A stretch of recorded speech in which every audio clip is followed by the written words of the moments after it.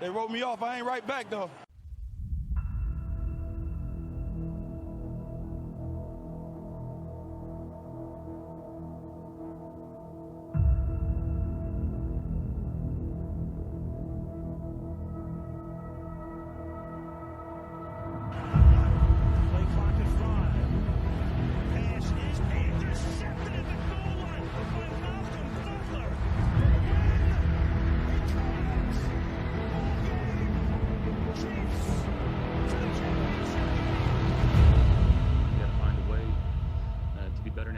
And to accomplish what we want to accomplish.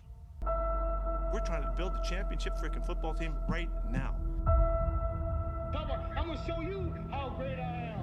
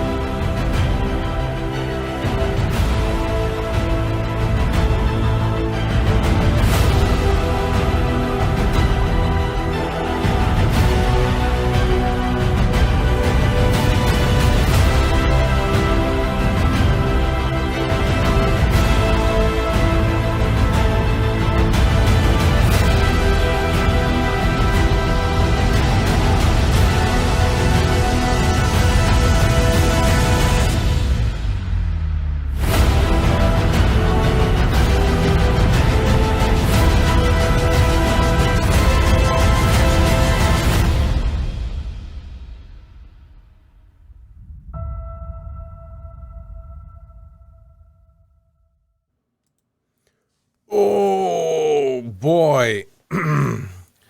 It's one of those days. One of those days. It's that day that's one of those where you get a new episode of Fans of the Weast from yours Ooh, it's truly. one of those days. Your hosts, Derf and Dylan.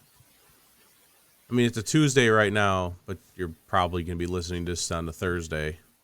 Or maybe a Friday. Or a Saturday. Maybe come Sunday. Maybe you wake up on Monday next week and go, wow, I'd really like to listen to last week's episode. And then Tuesday comes rolling around next week. You'd be like, man, I really got to get caught up because they're about to record on Tuesday, so I got to listen to last week's. I know that's most of the people's thought process when they listen to this stuff. So I just wanted to include everybody, you know. I mean, don't tell the other podcasts I listen to that I'm 8 months behind on their shows. But they're fine. You know, I mean, that's fine. It doesn't help when those shows are like 3 hours long sometimes. It's like, oh man, how do you get through those so quickly? Well, hopefully they're not like football podcasts. No, they're other podcasts. Okay, I was gonna say it's kind of tough to listen to a podcast episode from 3 months ago about football. Like that's a little weird. I try to keep current with the football one, the other football one I listen to, and the other ones are just kind of like when I can catch up. Just whenever you feel like sitting down for 3 hours to listen to a podcast, that's the one. Yeah. Most of the time, it's like in 20-minute spurts between me driving from here to work and back. Yeah, the only time I listen to the podcast I usually listen to is if I'm traveling. Mm-hmm. It's about the only time. But yet I will sit and play video games for 6 hours at night, but I won't turn on a podcast. It all just makes sense. Oh, what is this? Episode 7 of this? Episode 7. Man, we're flying. 7 episodes, 5 weeks of football down the drain. Man. And it's been a roller coaster ride for Seattle sports fans over the past 7 days. I know Bills fans are kind of just doing their thing right now. Buffalo is fine. Like, you're going to have to deal with the Sabres here in a couple of more days. Like, that reality is coming. That reality check that Buffalo sports are not all that in a bag of chips. It's just all that, which is just the Bills. The chips, no. You don't get the chips. It's just all that. No chips here. Yeah. So you're going to have to deal with that. I'm going to have to deal with the Kraken. And as I found out just tonight, we also have to deal with the Astros. I'm considering... Since this is a PG-13 podcast, I'm allowed one F word. So I'm considering titling this episode "Fuck Robbie Ray," but it's not like a baseball podcast, so I'm like on the fence. I really just want to make that the title so badly right now. Oh well. Oh. I'll just have to fight through the urge to do so. We found out football-wise that the Seahawks are not better than the Bills. We did find that out this week. Contrary to popular belief of last week's episode title. That was a reality check very quickly there. It only took 7 days to figure that one out. Unofficial sponsor for this episode. I think I did last. Do you got one for this week, an unofficial sponsor? I thought I did last week. Oh, did you do last week's? Yeah. This unofficial sponsor is brought to you by the Seattle Mariners. Bad decisions. Maybe don't bring in the pitcher who has been absolute cheeks for the past 2 months and just got blasted by Toronto like 3 days ago to close out a game versus the Astros, who have taken him yard all season long. Bad decisions. Brought to you by the Seattle Mariners, the unofficial sponsor of episode 7 of Fans of the Weast. There you go. I swear that'll be the last time I talk about the Mariners. We're done. We're moving on. Since we've already talked about the Mariners a little bit, we're going to start talking about football with the Buffalo Bills. Yeah, buddy. I mean, for fuck's sake. Oh my God. Like, you just murdered them. It wasn't fair. Yeah. They got close once or twice. They did miss a field goal. Chris Boswell did miss a field goal into the wind. There was that. Okay. Well, that's unfortunate for them. The Steelers did make the Bills start at the 2-yard line opening True. drive. Very true. Like, as soon as that happened, you're kind of thinking, man, maybe the Steelers defense can do something special today and make it a close game. And then 10 seconds went by. Three plays later, 98-yard touchdown to Gabe Davis. Oh man, what a game that was! You could have thrown it to Diggs. That would have been preferred because my fantasy team needed that little boost. But that's okay. Yeah, it's fine. But like they said in the the post-game press conferences, like when Ken Dorsey brought the play down, as Sean McDermott jokingly called it, they went with the touchdown play. And Diggs said that as soon as he heard the play, he knew Gabe was getting the ball, and that Gabe was going to get a touchdown. Like, they've got something dialed up there that just works. Is that literally like what's on his wristband? He just hears in his helmet, he's like, touchdown play. Just go ahead and score the touchdown now. And he's just like, oh, okay. He goes into the huddle and he's just like, guys, touchdown here. We're not even gonna mess around. We're just doing it. He's like, oh, okay. And then just nonchalantly go up to the line, throw the ball up, touchdown. Like, yeah, that's the play we wanted to run. Yeah, touchdown play. Yeah, easy. Touchdown play. Just like that. Who needs all these code words when you just be like touchdown play? That was actually the audible at the line. They just go up to the line. And they're like, touchdown. We're scoring a touchdown. Yep. And the Steelers are like, what? What are they talking about? Double coverage on Gabe Davis in that play too. Gabe just burned him, and away he went. Seems like the ankle's doing pretty well. Yeah. For him, so. I mean, I think I even tweeted it out because it was what he had 2 catches, 2 touchdowns, 160 yards. I tweeted. I was like, that's starting to look like the Randy Moss meme. Like the Thanksgiving Day, it's like 3 catches, 3 touchdowns, like Right. 163 yards. It's like, yeah, I mean, it's like the same stat line, just like 1 extra catch for Randy. Right. Yeah, because then the next touchdown was the one play drive where Allen threw a deep pass to Gabe Davis, and Davis catches it in one arm, puts it in the other hand next to Minka Fitzpatrick. And Minka, is it Minka Fitzpatrick or Levi Wallace? I think it was Minka Fitzpatrick. I believe it was Minka. Minka thought he had it, and Gabe Davis said, "No, I'm just kidding. This is actually my ball." As they ran to the end zone. Like, just so much fun. There's not going to be any dual possession here, sir. This is Right. my football. Go This is away. mine. Good day, sir. You were at said football game, were you not? I was. It was a blast. It was a little chilly with the wind. Everyone kept saying, I kept seeing, oh, it's like 60 degrees outside, and it felt like 45. It's a little bit Like, it different when you're definitely- in there and the wind's blowing. It definitely felt a little chilly there. There was a four plane flyover. That was fun Oh, during the national anthem. So that was cool. Four fighter jets. That was nice. you pull out the fighter jet flyover Mhm. for the Steelers. Yeah. That seems excessive. Well, I don't think they could do a flyover when it was a Titans game because it being at night.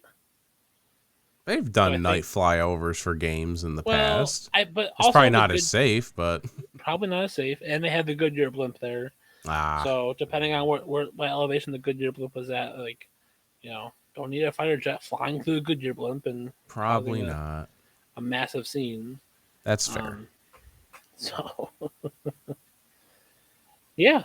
So my 3 things I went to watch last week were actually for the Steelers at the Bills were Josh Allen having a lot of time in the pocket. I would say he had a pretty decent amount of time there. A couple of times I think he was rushed, or he made the decision to go on, take the run and go. But the absence of T.J. Watt definitely increased his time in the pocket for sure. Steelers now 0-8 without TJ Watt Yeah. starting for them. Yeah. Not great. Not great. The Texans could still win games when J.J. Watt went out. So the Steelers better figure something out because, if anything, T.J. Watt's going to be out again soon. I mean, is there even a timetable for his return yet? I really have not heard a lot I don't think from the there is, TJ 'cause Watt front. I think last I heard there was a knee injury now too. Oh, God.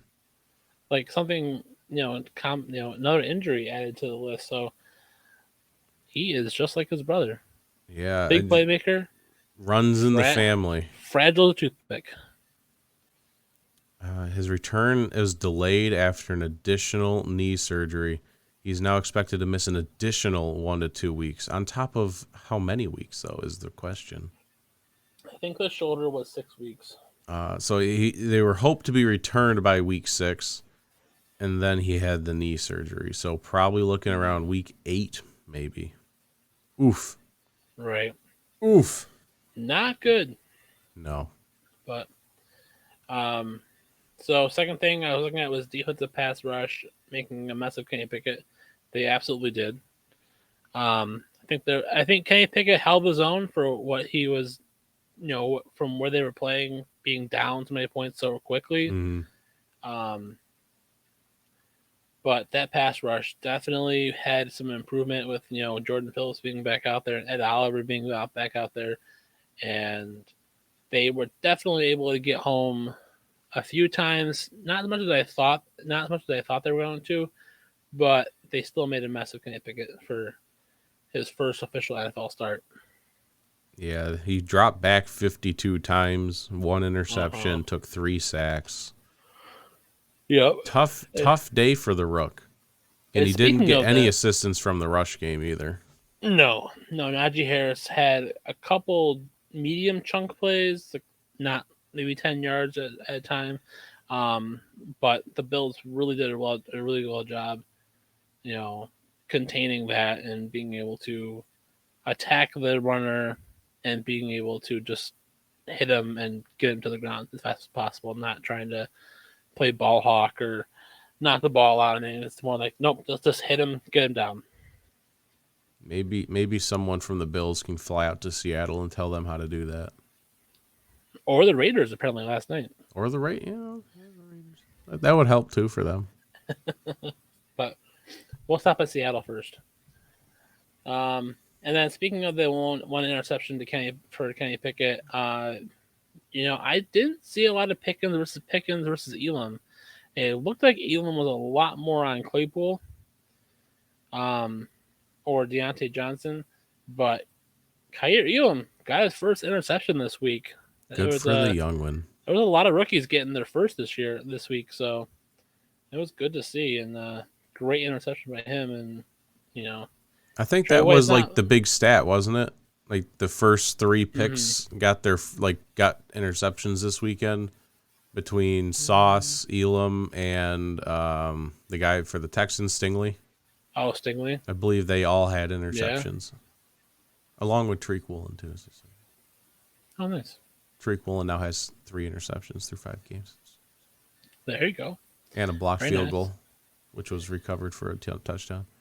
And he's recovered 2 other fumbles, too. So. I like it. He's pretty good at football.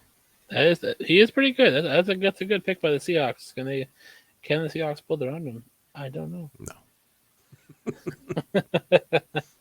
Let's see. Other points I had here were Bills continuing to use the quick screen pass as part of the running game. I didn't see a ton of that this past week. I don't know if I'm forgetting some of it, but they seem to actually use the run game as the run game, a little bit there. Not as effective as I was hoping for, but I didn't see a ton of quick screen passes. It seemed like maybe half of what we saw the week before, to incorporate that as part of the running game. And then Gabe Davis being fully healthy, and he did go off on the Steelers secondary. Obviously. So, yeah. So my favorite bet that I thought was just fantastic did not hit, unfortunately. Which I think we all know why. I mean, I think so too. I think it makes perfect sense. So I don't remember from last week. My favorite bet was Bills total points in the second half over 14.5, being plus 112, and they unfortunately only scored 7 points in the second half, and that was the James Cook touchdown in the fourth quarter. So unfortunate, but hey, when the Bills still win, what does it matter? Yeah, you lose a bet, but you win a football game. That's fine. Yeah. You don't want to lose both, though. That's painful. Right. That's more depressing. Yeah. So yeah, Gabe Davis had his was full. I think definitely fully healthy. Had a great day. I looked it up a little bit ago. There were 4 drives that were 3 plays or less for a Bills touchdown.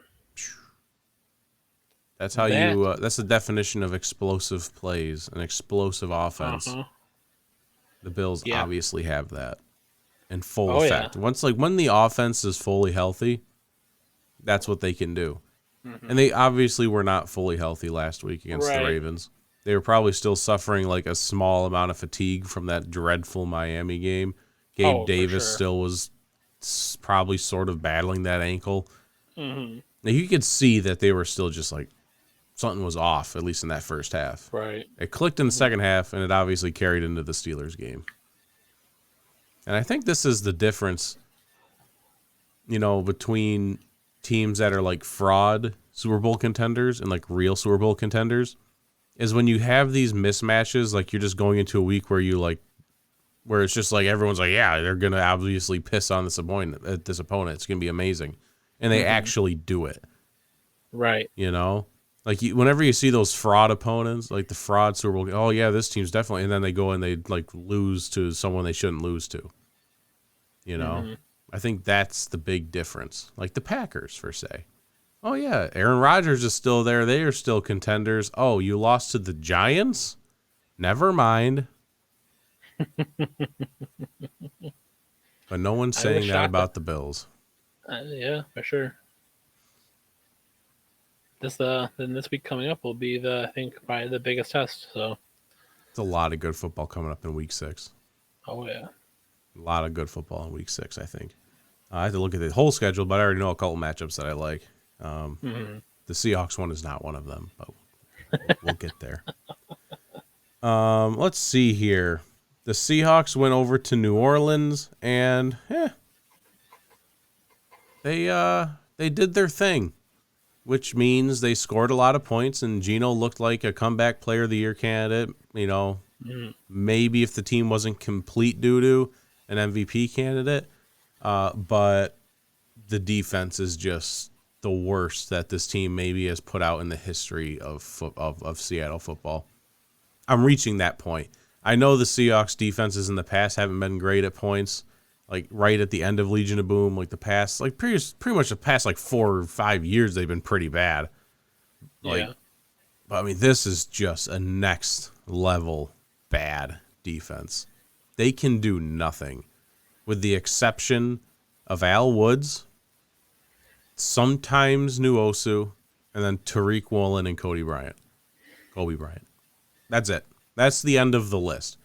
I don't care how many other players you have lined up on the defensive side of the ball. I don't care what their name is. They're bad at defense. Even Quandre Diggs, the all-pro, Pro Bowl, extended safety, is playing like doo-doo. It's depressing, and I do not know what is happening. We changed the defensive scheme this year, so I'm sure that has something to do with it, because we had the new defensive coordinator and we switched up to a 3-4 from a 4-3. I'm sure that had something to do with it, but my God, change back. Do something else, because this is dreadful. Taysom Hill had 4 touchdowns, 3 rushing, 1 passing. Oh my God. They couldn't tackle him if they just asked him to please lie down. He would just, probably now. Like, you could, all 11 players on defense could probably be grabbing his legs, and he would still be able to Michael Jordan reach for the end zone. That's what's happening to this defense right now. Chris Olave, they didn't have Landry or Thomas for this game. Right. And then Olave got hurt at one point. So they did not have, at a certain point throughout the game, they did not have their top 3 wide receivers. And Kamara was still, banged up with his rib injury. And they were playing Taysom Hill mostly at quarterback with a mix of Andy Dalton. And we got stomped. I don't even know what the final score was. I don't remember, and I don't care. We got stomped by a practice squad Saints team. And it's depressing.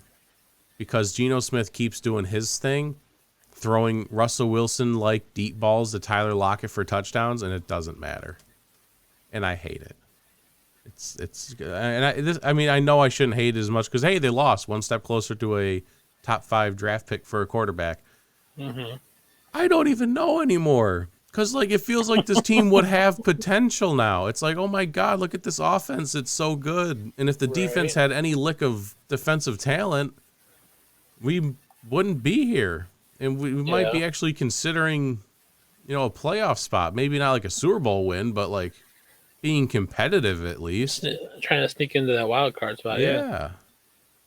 And the Rams aren't good. The 49ers are Cardinals are doo-doo. We could have won the division maybe. Right. Geno Smith is awesome. The points I brought up, Geno Smith did solve the Saints defense. He played great. Abe Lucas and Charles Cross did their best against the pass rush. I think overall the offensive line held up well. But the refs were obviously calling in this game in the Saints' favor. I'm not going to argue it. I'm just not. I mean, the Saints were obviously called. The Saints got every call. The Seahawks could not. It gave me flashbacks of the Seahawks-Steelers Super Bowl back in 2005. Every single big play overturned. DK Metcalf's arm is obviously down. And the ball and the ground causes the fumble for DK Metcalf. That's still a fumble. No, it's just not. It's a fumble.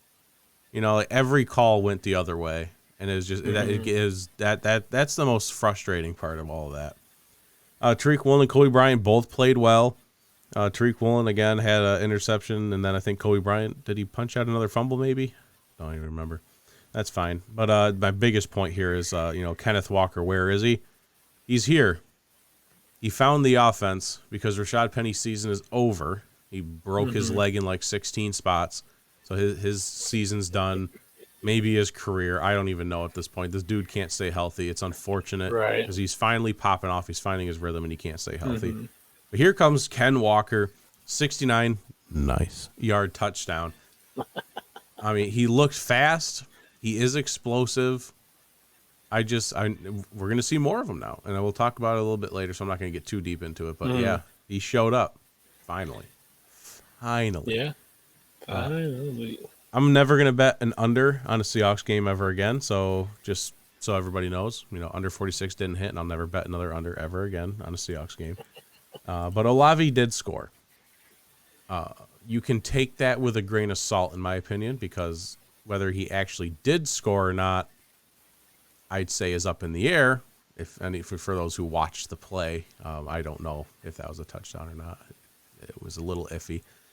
But again, refs in favor of the Saints. He gets the touchdown, so we cash the bet. So, that's fun. All right. But yeah, that was week 5. Seahawks dropped to, I believe, 2-3 now. We've won the Super Bowl against the Broncos in week 1, so I'm happy. And then the Broncos also lost to the Colts in embarrassing fashion. So, I mean, we're looking at like 2 top 10 picks right now between the Broncos and the Seahawks. I'm just... Once the regular season is over and we have these draft picks locked up, then I'll be happy. But we got to get through the regular season first and all the pain and misery that's going to come with it. So yeah, I think top 10's a good chance for you guys. Even if one of them's in the top 10, like what if the Broncos completely just fall apart and they still end up in the top 10 and the Seahawks find their way in like the top 15? I'm still fine with that, 100%. That's still pretty good because if you don't take 2 players, you could bundle that pretty nicely for a top 5 pick. Right. That's exactly my thought. Get what you want. Yeah. Yeah. If like they're really thinking like, you know what, Geno played well, or maybe he falls apart later. Maybe he doesn't complete the season. Something happens or, whatever the case may be, and they still want a quarterback, do that. Or you take, 2 defensive stars because you really need to rebuild it. If you really trust the offense to continue what they're doing right now, draft 2 defensive players. You are obviously able to draft good defensive players. You just took, you got Kobe Bryant, Tariq Woolen, the 2 rookies, and they're playing great. You obviously have an eye for defensive talent. So just go out there and, get like 16 linebackers because we don't have one that can play football in the roster currently. Yeah. Cody Bryant. Oh, my God. Cody Barton. Oh, my God. Cody Barton. I would trade Cody Barton to any team in the NFL for, like, cash consideration. Oh, okay. I just don't want him on the team anymore. Put anyone else there. I thought you were gonna say for a garbage can or something. Anything. Yeah, give me a garbage can so I can throw up in it while I watch this defense. That would be great. It's so bad. This defense is so bad. All right. Well, we can move on to week 7, 6, 7, 6, 6. And episode 7, week 6. Where it's like, it didn't line up, so now I'm all jumbled. It's a little weird. Maybe we should like skip a week to get it lined up. But yeah, week 6, we have probably the most entertaining game of the week with the Bills at the Chiefs. So what are you seeing here? Well, surprisingly, the Bills are 2.5-point favorites. That is kind of crazy. Going into Kansas City. So the 3 things I'm looking to watch here is containing Patrick Mahomes so that the Bills don't give up these crazy short passes that go for long gains or touchdowns, which I think we saw plenty of that last night against the Raiders. And previous weeks. Andy Reid just has this weird thing that he calls these weird plays, and if the defense doesn't get to Patrick Mahomes and stop him, they all of a sudden there goes a Kansas City player 15 yards down the field, wide open, no one around him, and then and it's like, what are we doing here? Like, so the Bills can't do that. The Bills, I don't think the Bills will give up a ton of those kind of plays because of how well this Bills defense has been playing for the past 5 weeks. It's a different Bills. As much as the same players that are still there for the Bills defense, it is, I think, still a very different defense than what played in the divisional round game against the Chiefs. And I think this is a better opportunity for the Bills to actually be the team that stops Kansas City from doing what it wants late in the game. The Bills have still only given up 7 points in the second half of any game so far. And last night the Chiefs were down 15, 14 points, something like that. Like, they were down a couple touchdowns, at halftime, and then the Chiefs made their way back and got scores quick. Like, I think the Bills are going to be able to limit that much more than any other team has done versus the Chiefs. So looking at the Mahomes crazy short passes is the first thing to watch. Second thing here is Bills linebackers versus Travis Kelce. I need Matt Milano to do his job this week, and I think he will because of how well this pass rush has been doing. Because somebody needs to stop this man. He is running over people, getting wide open, kissing your mama. I don't know. Kissing your mama. Like, Travis Kelce just does what he wants. He's just going out there and doing what he wants. Somebody needs to stop this man. It really is incredible what he's doing. Yeah. The man had 7 catches for 25 yards last night. Mm-hmm. But had 4 touchdowns. Mm-hmm. Jesus. Like, the Chiefs know when to use Travis Kelce. I really hope the Bills learn something from the divisional game when they let him get open in the corner of the end zone to seal the game and lose in that overtime. I think it really does rely on the linebackers. I think Matt Milano is going to be the player they call on. They might throw Terrell Bernard in there. He's been a pretty good coverage linebacker when he comes off the bench. So I don't see Tremaine Edmonds covering Kelce as often.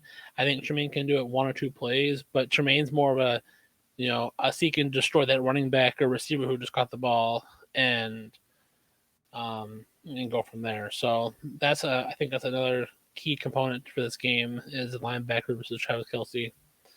And then my last of the 3 things to watch here is the Bills leaning more on the run game. I think the Bills are going to go into this game and be more conservative with the pass play until it's time to get explosive.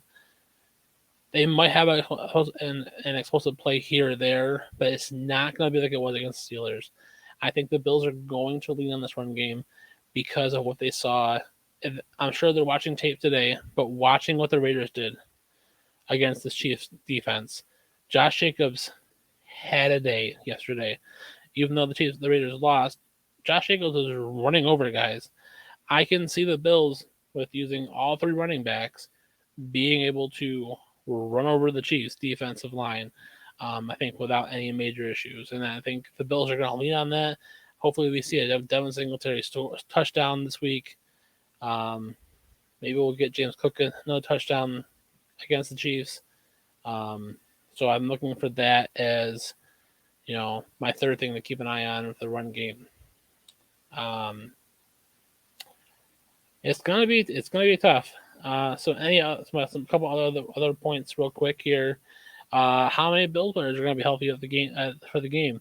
I think the Bills are heading in the right direction. Obviously, Jamison Crowder is still out. Hopefully, Isaiah McKenzie clears concussion protocol this week. Hopefully, Jordan Poyer is able to play this week. Not that he was extremely missed or needed against the Steelers. But he's going to be, I think he'll be needed more against the Chiefs. Not that Jaquan Johnson and DeMar Hamlin are doing bad back there, but we need some veteran presence back there for sure.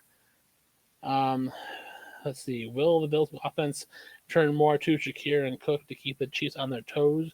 I loved what the Bills did with Khalil Shakir. There was a couple of great big plays. We had one over the middle where Shakir went up for the ball and got it between two Steelers defenders. You also had the great Shakir touchdown where, the Steelers guy was, less than a yard away from him, and Shakir was able to get it on the tips of his fingers and reel it in, and then basically fall in the end zone as the Steelers guy tried tackling him but couldn't. And then James Cook, he's kind of getting this kind of batting cleanup situation going on late in games. He had a great run where he was able to, kind of make that cut and put on the Jets and against the Steelers, and that was really good. I think that was really good to see, and I think the Bills could. I think the Bills using those two a little bit more, I think really could put the Chiefs on their toes, because I think the Chiefs are going to be focusing on Gabe Davis and Stephon Diggs so much.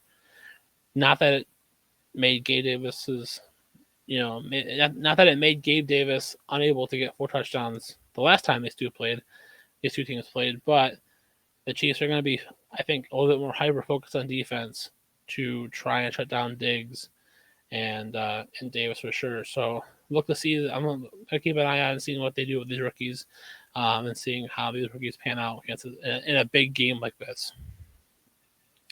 Last but not least, but other points here, kind of a little bit of a twist of the knife there. Will Sean McDermott be able to manage the game better this time around than he did in the original playoff game? As everyone knows, 13 seconds was what put that into overtime. If they get into another end game situation similar to that, and they're in prevent defense, right? We'll meet them at the airport and kick Leslie Frazier and Sean McDermott square in the nuts. Have you not learned a single thing? I think Sean McDermott's done a lot better this year with his game management. So I'm curious to see what he does in this in a obviously a bigger game situation for sure. But those are my other things to keep an eye on besides my 3 main things. And then my favorite bet here is first drive result ending in an offensive touchdown for either team is plus 220. So we're looking for a fast start here, no matter who gets the ball. Mm-hmm. A field goal was plus, I think plus 650. Jesus. Yeah. That's a lot more. It is a lot more. I almost put that one there because I could see this happening where if the Chiefs get the ball first, I could see them Bills bending but not breaking and kind of forcing them into using their less than par kickers for the Chief. Because they've been passing around. They've been passing kickers around like it's a bottle or something. I don't know. I can think of other things that it put there, but I won't. Yeah. Do you think the Bills can win? Do you think this is their game? Yes. Oh wow, that was quick. Wow. Okay. And I think it's going to be similar. I'm hoping it's similar to the regular season game the Bills had last year against the Chiefs. And hopefully if they meet again in the playoffs, it's not in every other game, Bills win, the Chiefs win, and the Bills can be like, no, this is our time. Sit your butt down and go home. Maybe it'll be in Buffalo this time. Mate, in man, the playoffs. That would be something. Welcome the Chiefs to Buffalo playoff football for an AFC championship game. Imagine that. That'd be something. Electric city.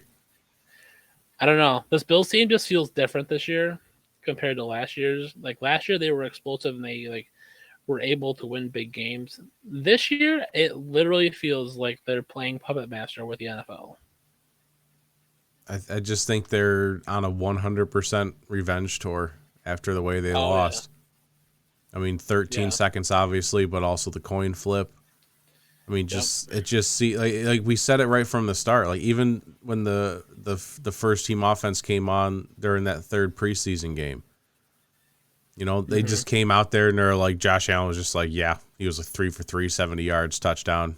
We're still here, I'm folks. good. I know it was a preseason game, but like we're Right. still here. And then they came out in week Yeah. 1 and then just absolutely blasted the Rams. Mm-hmm. I mean, it's just felt like that without stopping, with the exception of the Miami game, which, excuses aside, stuff happened there. There were other things involved in Yeah. that game. Yeah.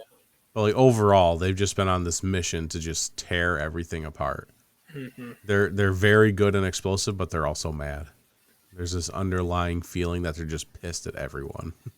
And they're just like, we're here to have fun because there's a lot of fun personalities on the Bills team. That's what they're really known for, I feel like. But like they're also like they're very down to business right now.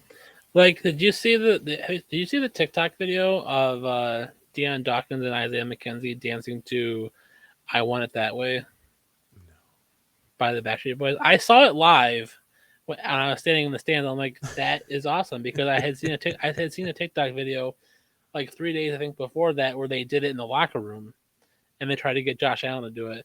But they played the song, and there's Deion Dawkins doing his moves, and Isaiah McKenzie right next to him. So Is this on the Bills official page? I think so. The best NFL social media page. Obviously, yes. Yeah, they're without a doubt the best. No doubt. Yeah. It's going to be a good game. And the other game I was thinking of that'd be good this weekend is going to be the Cowboys versus the Eagles, which That's has gonna be potential to not be good. Very true. Like Especially what if this Dak- could if be the Dak comes game back. where like Cooper Rush gets just ran over and he gets his first loss, and then it sets up the stage for Dak's return. Because if Right. Cooper Rush wins again, you almost can't bring Dak back. You just have to like ride this train with Cooper Rush. You have to. The Cowboys probably won't, but you Yeah. feel like anyone else would be like, yes, you have to ride this out with Cooper Rush. Right. But if the Eagles just poop on him, then it's like, okay, yep, Mm-hmm. Dak, you're back in. Like I feel like that's how it's going to play out, but it has potential to be a very Right. good game. I also feel like it could be a not good game because of who the Eagles have played. Mm-hmm.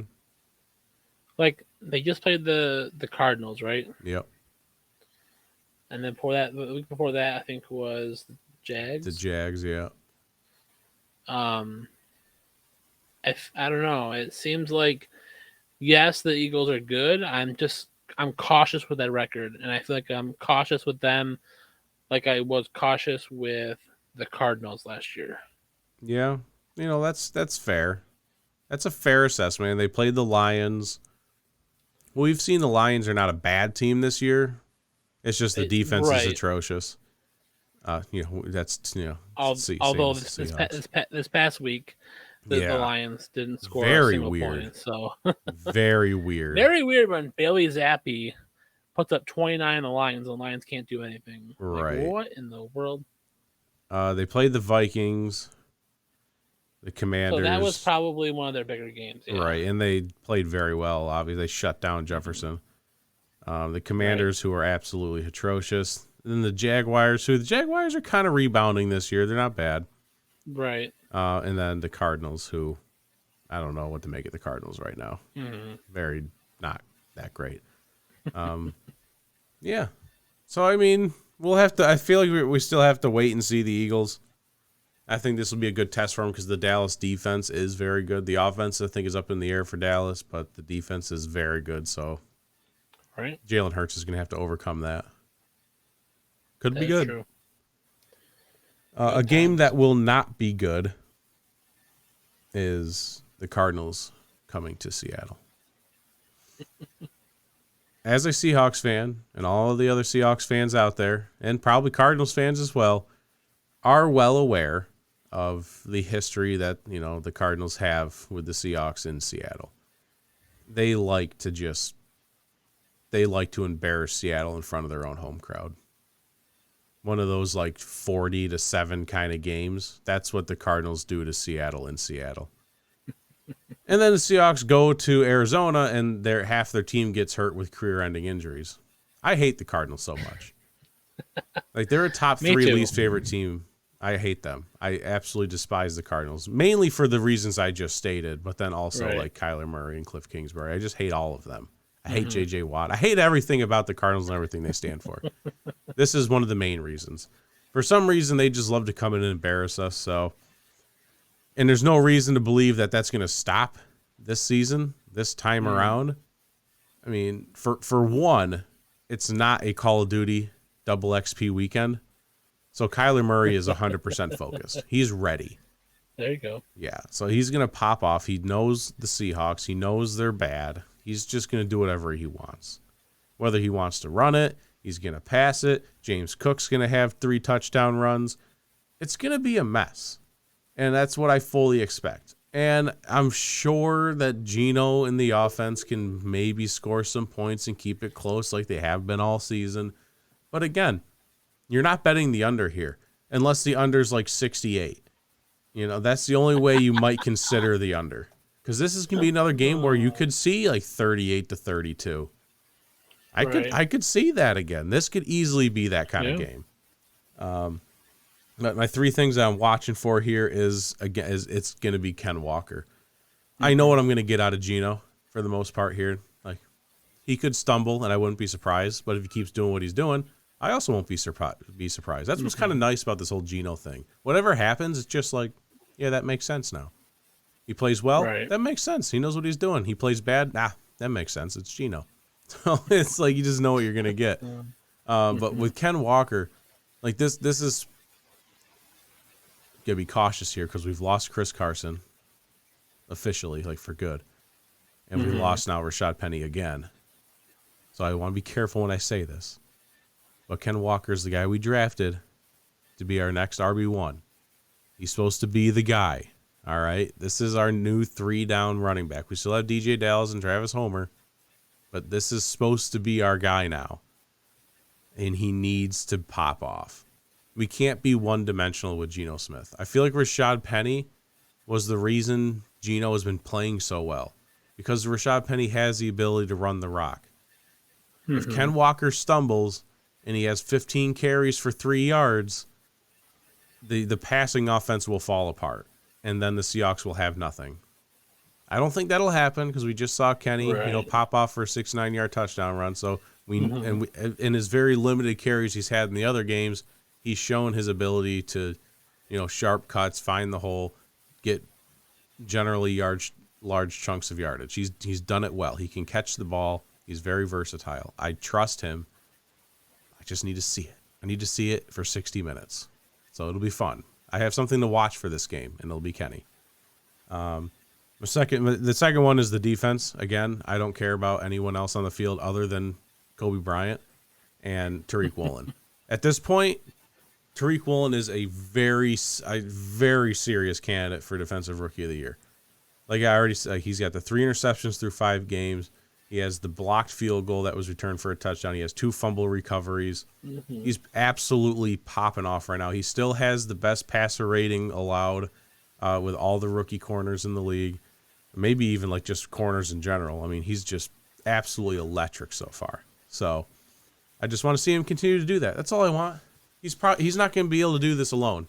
He's not going to be able to just stand out there at the corner spot and be like, "Yep, I'm only going to allow the Cardinals to score 10 points." That's not his fault. Okay, it's the other 10 people.